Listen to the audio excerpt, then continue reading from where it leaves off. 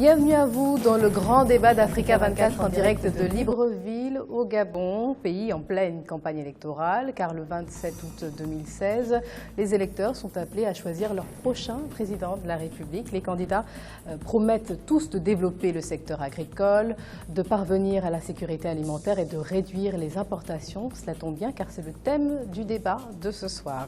Nous allons pouvoir en discuter avec les invités qui ont accepté de répondre à notre invitation. Hervé Omva-Obono, bienvenue. Vous êtes coordonnateur des programmes ONG IDRC Africa. Oui. Bienvenue à vous, Thierry d'Argenteuil-Combila. Vous représentez le candidat Jean Ping. Tout à fait. Bienvenue à vous également, Lys José Mukani Mugengi. Vous représentez le candidat Paul Mba-Bessol. Oui. Et bienvenue à vous, Léandre Emmanuel Bouloubou. Vous représentez le candidat Ali Bongo Ndimba. Tout à fait. Et vous, chers téléspectateurs, sachez que vous pouvez aussi réagir à ce débat à travers plusieurs canaux. L'adresse Facebook Africa24 TV, Twitter, le hashtag A24PR Gabon, WhatsApp, le numéro qui s'affiche 00241 07 74 84 27 et via l'adresse email gabon2016@africa24tv.com. Alors, on va tout de suite faire un premier tour de table pour savoir ce que vous pensez de la politique agricole actuelle, vos préconisations. Je me tourne vers vous, Monsieur Omva. Quel est selon vous le potentiel de développement agricole du Gabon et est-il bien exploité? Vous posez la question à un villageois qui passe la plupart de son temps dans les plantations avec les populations. Je pense que depuis quelque temps, depuis quelques années, il y a un réveil, il y a une relance du secteur agricole au Gabon et nous espérons qu'avec cette élection qui se prépare et les différents candidats, chacun viendra nous présenter un peu ces différentes propositions. Y a-t-il au Gabon une réelle politique agricole, M. Combila? Je pense que le Gabon est tombé dans le piège du syndrome hollandais. Parce que le premier boom pétrolier, nous l'avons connu en 1973. Et nous sommes restés un peu prisonniers de la rente pétrolière, au point que le Gabon n'a pas compris la nécessité de mettre en place des politiques de sécurité alimentaire. Je crains que l'enjeu de l'élection présidentielle n'ait une fois de plus précipité, comment dirais-je, un faux démarrage du secteur agricole. Un faux démarrage. Et je crains que ça ne soit encore une sorte de gadget politique qui donne une sorte de baudruche qui risquera justement de rechuter une fois que l'élection présidentielle passe, parce que le contexte dans lequel les initiatives ont été prises ne nous semble pas rassurant, pas plus long que là. Avez-vous le sentiment que le Gabon est en train de passer à une économie de rente ou à une économie de production agricole, Monsieur Mukani Mugengi? Je veux dire très sincèrement que parler de l'agriculture avec simplicité, c'est très difficile, parce que le secteur agricole pose des problèmes actuellement. Nous sommes, comme disait M. Combila, à un temps de balbutiement. C'est comme si le Gabon venait de naître. Vous estimez que le Gabon n'a pas encore pris son envol en la matière? Je me tourne vers vous, M. Bouloubou. Le secteur agricole ne contribuerait à l'heure actuelle qu'à hauteur de 5% du PIB au PIB. Comment l'expliquez-vous? D'abord, je vous remercie et je vous prie de bien vouloir préciser que je suis là en tant que représentant du candidat Ali Bongo Ndimba, donc qui est le président candidat au pouvoir. Oui, ça a été fait en introduction. Voilà, et donc qui hérite d'un passif, puisqu'il arrive en 2009, et qu'en 2009, le secteur agricole, effectivement, ne contribue qu'à hauteur de 3 à 5%, comme vous venez de le rappeler. Et donc, ce n'est pas du fait d'Ali Bongo que l'agriculture n'a pas démarré depuis, comme a dit M. Dargendieu, depuis le choc pétrolier de 1973. Donc c'est une situation que nous avons trouvée et que nous voulons donc inverser et mettre en place une véritable offensive. C'est ce que nous avons fait en 2014. Mais avant de développer l'agriculture, il y a des préalables. Il faut des routes, il faut des infrastructures qui permettent d'écouler les productions. Mais nous avons hérité d'une situation catastrophique en ce qui concerne les infrastructures de transport. On ne pouvait pas partir de Tchibanga ou de Mayumba jusqu'à Libreville pour écouler les productions au centre donc, de commercialisation, puisque c'est Libreville qui est le plus gros consommateur, ou Port-Gentil. Alors donc il fallait développer les corridors. Et c'est ce que nous avons essayé de faire au cours des premières années du septennat d'Ali Bongo Ondimba, parce que c'était un préalable. On ne peut pas développer l'agriculture s'il n'y a pas de routes. On ne peut pas développer l'agriculture s'il n'y a pas des infrastructures telles que l'eau, l'électricité dans ces zones rurales, parce que les gens, pour développer l'agriculture, ont besoin de repartir au village. Vous savez, Libreville regorge à peu près les 2 ou les 3 quarts de la population au Gabon. Donc l'agriculture, les villages se sont vidés. Donc il y a eu l'exode massif de toute la population qui se retrouve ici en milieu urbain. Donc le premier challenge d'Ali Bongo Ondimba, c'était d'essayer d'abord de mettre les infrastructures de base avant d'essayer d'inverser la courbe de l'exode rural. Donc voilà un peu pourquoi nous avons lancé une grande offensive à partir de 2014 pour effectivement redonner un souffle nouveau à l'agriculture que nous avons trouvé en véritable léthargie. Avant d'analyser ce sujet plus en détail, regardons ce reportage de Douglas Ntoutoum, notre correspondant au Gabon, et nous reviendrons sur ce plateau juste après pour poursuivre le débat. Depuis plusieurs années, le Gabon tente de développer son agriculture et de se départir de la dépendance alimentaire extérieure. Une dépendance pour laquelle le pays consent environ 350 milliards de francs CFA par an. À ce jour, la production agricole ne couvre que 35% des besoins en manioc, 31% en banane plantain, 38% en taro igname patate et 0% des besoins en riz. La mise en œuvre du programme Graines devrait permettre au pays d'être autosuffisant.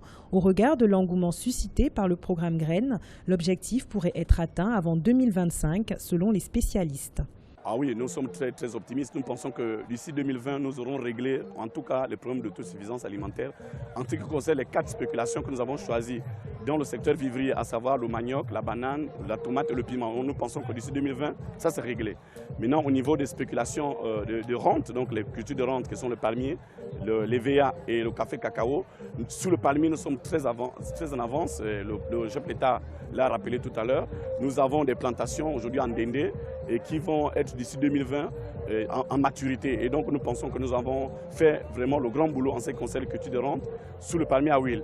Le programme Graines vise à encourager l'entrepreneuriat agricole et à favoriser la diversification de l'économie et à apporter une réponse au chômage des jeunes. Élaboré pour s'étendre dans les 9 provinces sur une période de 5 ans, le programme Graines, 3 ans après, est déjà présent dans 5 provinces et a permis la création de 627 emplois directs et 489 emplois indirects. Problème de santé, problème de l'équipement du travail. Nous utilisons, par exemple, nous utilisons le produit qu'on utilise les palmiers parfois sans gants, parfois sans toucan. Pour les donner, vraiment, c'est très difficile. Je suis ouvrière agricole, là où le travail m'amène, je pars, là où on m'envoie, je pars. Si c'est aller travailler le produit, je vais. En ce moment, je suis à la récolte centenaire. Le projet Graines a été lancé en décembre 2014. Il se présente comme étant la solution appropriée pour pallier aux insuffisances du secteur agricole gabonais. Ce projet permettra l'exploitation de plus de 20 000 hectares en 5 ans, dont 20 à 30 000 familles recevront gratuitement 7 hectares. Il comprend également un traçage de 3 000 km de pistes menant aux plantations, l'intégration d'environ 1600 villages au plan d'infrastructures de base, ainsi que l'implication de 30 000 familles dans la constitution des coopératives agricoles. Si beaucoup ne trouvent rien à redire sur ce projet, d'autres estiment que c'est une opération d'accaparement des terres par le partenaire privé de l'État, de même que les employés estiment qu'ils sont sous-payés. Monsieur Kombila, vous avez déploré le manque de développement du secteur agricole au Gabon. Lors de la 56e célébration de l'indépendance gabonaise, le président et candidat Ali Bongo Ondimba déclarait « Avec le programme Graines, nous gagnerons notre indépendance alimentaire et nous développerons notre agriculture pour notre propre consommation et pour l'exportation d'ailleurs ». Est-ce que ces propos sont rassurants? Pas du tout. Ces propos ne sont pas du tout rassurants. C'est une question de vision. La vision qui est développée dans le projet Graines me semble une vision complètement réductrice. Réductrice parce que simplement, ce que nous proposons, c'est de faire en sorte qu'il y ait une classe d'hommes d'affaires dans l'agriculture, une classe d'hommes d'affaires gabonais dans l'agriculture. Et le Gabon a connu, dans les années 1960, 57, 58, des entrepreneurs agricoles qui ont permis d'envoyer des enfants aux États-Unis, en France. Les premiers cadres de ce pays ont été formés grâce au cacao et au café, par exemple dans les régions comme le Gouy-Vindo, le Welentem, et même dans le sud du Gabon.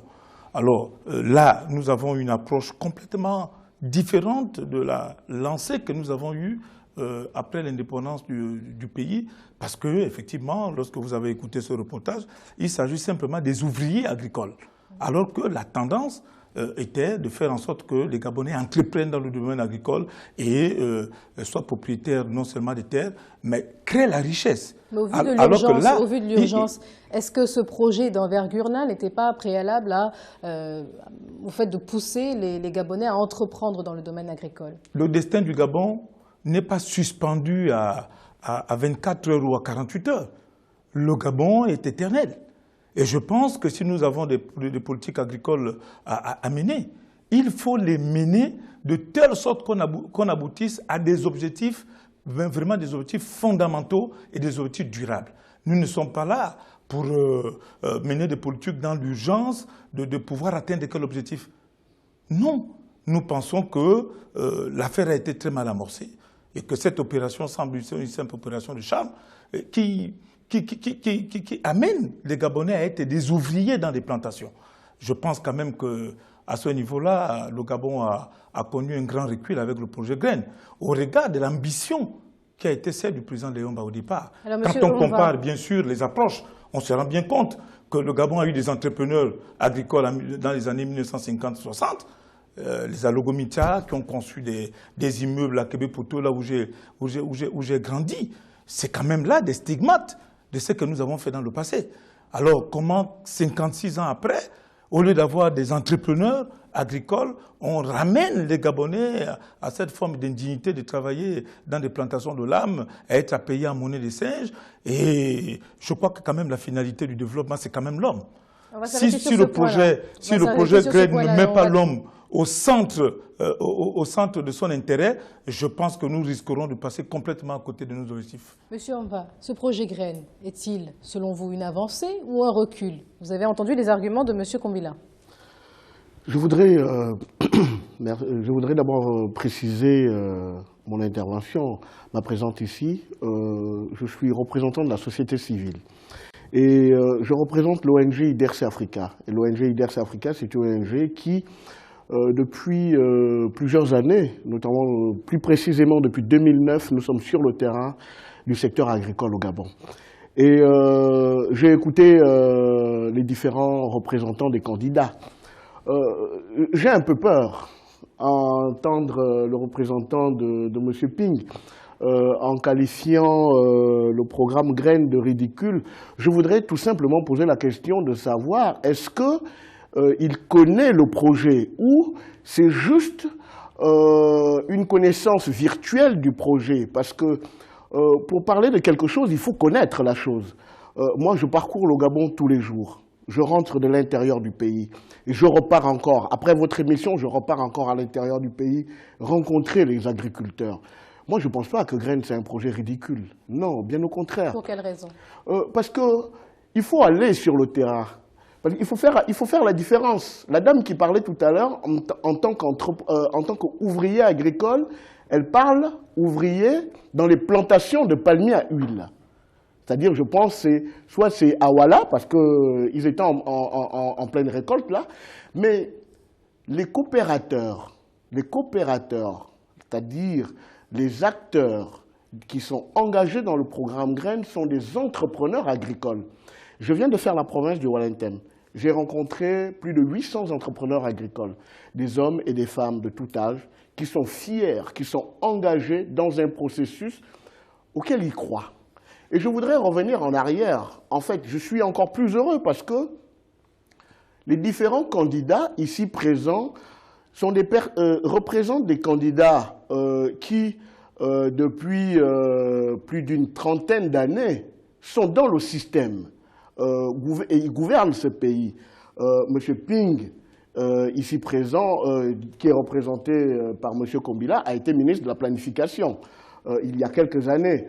Je ne sais pas à cette époque ce qui s'est fait sur le secteur agricole. Le représentant du Permba Bessol, ici présent, c'est pareil. Depuis 2009, nous avons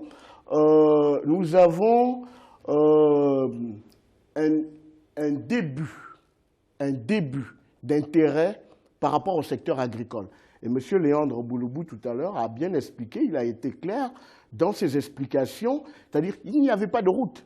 Moi, je me rappelle à l'époque, quand je quittais de Libreville pour aller à Makokou, quand j'arrive à la Lara, parce que le goudron terminait à la Lara, quand j'arrive à la Lara pour foncer sur Auvin, je commençais à avoir des larmes aux yeux. Or, aujourd'hui, j'arrive à Auvin sans souci. Donc, graines, c'est une réalité. Ce n'est pas parce que c'est un projet qui est initié par un candidat concurrent qu'il faut balayer. Non. On va s'arrêter là-dessus, M. Omva. Alors, M. Mokani Mugengi, dites-nous. Effectivement, il a été soulevé sur ce plateau, par M. Kombila notamment, que ce projet ne favorisait pas l'émergence d'entrepreneurs agricoles. Non, nous dit M. Omva. Quelle est, votre position sur cette question? Bon, comme vous le savez, je suis le représentant du Permba Bessol, mais au RPR, nous disons ceci, que le projet Graines est venu un peu, comme dira-t-on, la charrue devant les bœufs. La charrue avant les bœufs. Oui. Parce que qu'est-ce qu'on devait faire? Avant d'entrer dans le projet Graines, il fallait d'abord faire un diagnostic, un constat du secteur agricole. Mais il semblerait que cela ait été fait non, par ça le n'a pas pouvoir été fait en place. Normalement. Qu'est-ce qu'on devait faire? Il faut poser le problème de l'agriculture. De 1960, par exemple, à 1970, qu'est-ce qui a été fait avec l'encadrement colonial? Et poser des objectifs pour l'avenir. Est-ce que nous avons réellement examiné les aléas, les problèmes qui se sont posés pour que l'agriculture reste en l'état? Le projet Graines actuellement, ce n'est pas un projet, c'est un programme. C'est un programme qui va dans le temps. C'est un programme qui peut se casser la figure comme d'autres sociétés que nous vivons de par le passé. Comme cela peut ne pas être le cas. Donc, il faudrait voir d'abord pourquoi est-ce que l'agriculture au Gabon bat de l'aile. Aujourd'hui, nous nous trouvons avec 300 milliards d'importations alimentaires. Vous croyez que Graines saura donner aux Gabonais l'alimentation qu'il faut? C'est un peu comme un projet sportif. Vous comprenez? C'est un peu le sport qu'on fait là-dedans. On passe d'un pays. Parce qu'actuellement, Graines exploite, si vous permettez, de l'agriculture maraîchère. De l'agriculture? Je dirais maraîchère, parce qu'actuellement, nous voyons tout ce qui se passe là. Il y a d'autres. Moi, je suis formateur dans l'agriculture. À terme, oui, on va laisser terminer. Je suis formateur dans l'agriculture. Vous permettez? Oui, je suis formateur dans l'agriculture. Oui, bien sûr. Mais on va vous laisser terminer votre propos quand même. Allez jusqu'au bout. Je suis formateur dans l'agriculture. Je suis à l'intérieur du pays et je vois ce que c'est que Graines fait actuellement. Vous comprenez? Graines, d'abord, au niveau des formateurs, nous avons au Gabon une école d'agriculture. Mais Graines préfère envoyer ses agents à l'extérieur au lieu d'augmenter les capacités de l'École nationale de développement rural, par exemple, pour former ses agents. Moi, je pense que Graines, c'est un programme qui risque de se casser la figure. C'est un peu comme un programme de type électoraliste. On va s'arrêter sur ce point-là. Monsieur Bouloubou, vous semblez vouloir réagir. Je pense qu'on a un vrai problème d'information. Vous savez, le peuple de Dieu, comme celui d'Ali Bongo, périt par faute de connaissances. Nous devons peut-être d'abord planter le décor, expliquer ce qu'est Graines. Parce que je pense qu'on est parti sur un mauvais pied. Et peut-être qu'on va recadrer un peu le débat pour dire qu'est-ce que ce programme Graines. C'est expliqué dans le reportage. Le programme Graines, effectivement, peut-être qu'on n'a pas bien suivi dans le reportage, c'est un programme d'accompagnement des créations des coopératives agricoles. Donc, en fait, nous travaillons avec des entrepreneurs agricoles. Il ne s'agit pas d'un modèle de salariat. Nous sommes partis justement des échecs passés et nous avons amélioré le système. Parce qu'effectivement, en 2009, on s'est rendu compte... Vous avez fait un diagnostic? Nous avons fait un diagnostic, nous avons fait un benchmark, on a regardé les modèles de réussite à l'extérieur du Gabon et le gouvernement a décidé de mettre en place un modèle de développement des coopératives agricoles. Et c'est ce que nous sommes en train de développer. Et je suis vraiment surpris d'entendre ici autour de la table que Grain est un gadget électoraliste, parce que Grain, c'est vraiment la manifestation de ce qu'on ne peut pas mentir à l'œil qui voit. Vous savez, il suffit de prendre votre caméra et d'aller, effectivement, comme disait M. Vouno, d'aller vérifier. Vous prenez votre caméra, on l'a vu dans le reportage, là où vous étiez à Lekoni, et M. Dargendieu est de Makoukou, il peut aller à Katanyabé, qu'il connaît très bien, il peut aller à Ikongo et puis voir les plantations dans sa propre province. Monsieur, je pense qu'il est de l'estuaire, Grain n'est pas encore à l'estuaire, nous sommes sur 5 provinces, et sur les 5 provinces, vous pouvez voir développer les plantations agricoles. Donc là, il n'y a pas de philosophie, ce n'est pas de la théorie, ce n'est pas de l'enfumage, c'est la réalité. Donc vraiment, il faut que les choses soient claires. Alors, je voulais revenir un peu à la politique agricole pour dire, nous avons hérité effectivement d'un passif que nous assumons, ou d'un bilan, donc du bilan. Et quand nous sommes arrivés, effectivement, qu'est-ce qu'il fallait faire? Il fallait commencer par les préalables. Et dans le plan stratégique Gabon émergent, nous avons ce que nous appelons les fondements de l'émergence. Donc, on a les infrastructures à développer avant des piliers de la croissance. Et Grain, c'est un programme de pilier Gabon vert.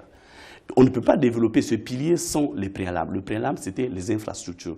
Nous avons développé les infrastructures, donc nous avons finalement lancé le programme Grain en 2014. On ne pourrait pas le faire avant 2014 parce qu'il n'y avait pas de route, comme je l'ai précisé tout à l'heure. Donc le programme Grain, c'est un programme d'accompagnement des créations des coopératives agricoles. Aujourd'hui, les résultats sont clairs. Nous avons 800 coopératives sur les 5 provinces, 14 000 adhérents, 14 000. Nous avons un objectif à peu près de 20 000 coopérateurs à faire émerger, donc enregistrés dans ce programme. Nous sommes à 14 000. 70% de l'objectif est presque dépassé, parce que nous n'avons que 18 mois d'existence. Il faut savoir que Grain a été lancé en 2014, et donc en 2016, ça fait à peu près 18 mois de réalisation. Nous sommes déjà sur 5 provinces. Je pense que techniquement, il n'y a pas d'argument véritablement fondé pour critiquer le programme Grain. Et un point en particulier, celui de la formation, qui a été soulevé un peu tout à l'heure. Il y a une expertise, effectivement, qu'a portée et tout à fait, je suis tout à fait d'accord, parce que le programme Grain était innovant dans la mesure où, dans le passé, les programmes agricoles étaient portés par l'État uniquement. Et on a vu les problèmes de gestion. Il y a eu des véritables problèmes de gestion pour lesquels, malheureusement, nos contradicteurs qui sont en face sont plus ou moins aussi responsables de ce qui s'est passé dans ce secteur. Le sinistre qu'a connu ce secteur, nos contradicteurs ne sont pas innocents de ce qui s'est passé. Donc il y a des gens qui sont de l'autre côté, qui ont été ministres de l'agriculture. Je peux parler du père Mbabessol, qui était ministre de l'Agriculture. Je peux parler de M. Ndonsima, qui était ministre de l'Agriculture. Et je peux parler encore de M. Maranga Moussavou, qui était ministre de l'Agriculture. Je ne pense pas qu'ils aient lancé, à ma connaissance, un programme aussi important d'envergure comme le programme Grain à cette époque-là. Donc, il faut quand même rendre à César ce qui est à César. Même si on n'aime pas Ali Bongo Ndimba, il y a quand même un peu de honnêteté intellectuelle pour reconnaître que le programme Grain est quand même un programme qui est une réussite aujourd'hui. Est-ce que vous estimez, M. Kombila, que ce programme est une réussite? Parce que vous ne semblez pas mettre en doute le fait que ce soit un programme d'envergure, mais plutôt qu'il n'implique pas assez les Gabonais et qui ne leur permette pas de réellement se développer et entreprendre. Le centre de gravité de Grain, c'est Olam, une multinationale internationale qui, à la recherche des terres, a trouvé au Gabon une terre de prédilection pour investir son argent. Je souhaite quand même que ça soit d'abord dit, que ça soit dit comme ça. Il ne faut pas qu'on embarque l'État gabonais dans cette affaire-là. Olam n'est pas un philanthrope. Olam, c'est un capitaliste qui recherche des terres après avoir massacré un certain nombre de terres dans un certain nombre de pays comme l'Indonésie. Olam vient en Afrique pour tenter de s'installer et apporte clé en main un projet que les autorités gabonaises adoubent. Mais la réalité, c'est aussi ça. C'est aussi ça. Donc, en réalité, l'État gabonais est endossé sur des intérêts vitaux d'une multinationale étrangère. Mais laissez-moi terminer parce que je voudrais relever deux choses. Deux choses qui me paraissent extrêmement essentielles pour mieux comprendre le débat. Premièrement, on veut mettre sur le même niveau de responsabilité monsieur le père Paul Mbabesolo qui a été ministre de l'Agriculture. On veut mettre sur le même pied d'égalité Jean Ping, mon champion, qui a été ministre de la Planification. On veut mettre sur le même pied d'égalité un Premier ministre que le chef d'État nomme. Donc, tous ceux qui ont été aux affaires. De tous les candidats actuels, sauf Ali Bongo, est président de la République, chef de l'État, et la Constitution lui donne la responsabilité de pouvoir orienter la politique de la nation et de déterminer et d'arbitrer. Monsieur Mbabesolo n'était pas dans le même cas. Monsieur Ping, dont on parle, n'a jamais été chef d'État. Sa responsabilité est une responsabilité collégiale d'un gouvernement. Mais je ne comprends pas, antérieure à la situation actuelle. Je ne comprends pas pourquoi à chaque fois que les émergents parlent de la politique nationale du Gabon, ils tentent de mettre M. Ali Bongo, qui est chef d'État, qui a la responsabilité, la conduite de la nation gabonaise, au même titre que les membres du gouvernement qu'on nomme. Vous savez, j'oublie le membre du gouvernement qui disait souvent en France qu'un ministre, il affirme ou il démissionne.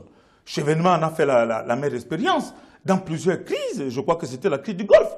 Mais on lui demande de démissionner, il démissionne, il s'en va. Le régime poursuit son combat. Merci pour cet argument. Monsieur Bouloubou, j'ai très bien compris. Écoutez, nous allons devoir faire une pause de quelques secondes. Au cours de cette campagne, Monsieur Kombila, où Ali Bongo dit qu'il a un bilan, mais ses contradicteurs n'en ont pas. Mais ces contradicteurs n'ont pas de bilan parce qu'ils n'ont jamais été chefs d'État. Nous allons devoir lancer une page de pub, chers téléspectateurs. Nous nous retrouverons dans quelques instants, juste après la pause, pour poursuivre ce débat. Monsieur Bouloubou, vous aurez l'occasion de répondre, bien sûr. À tout de suite.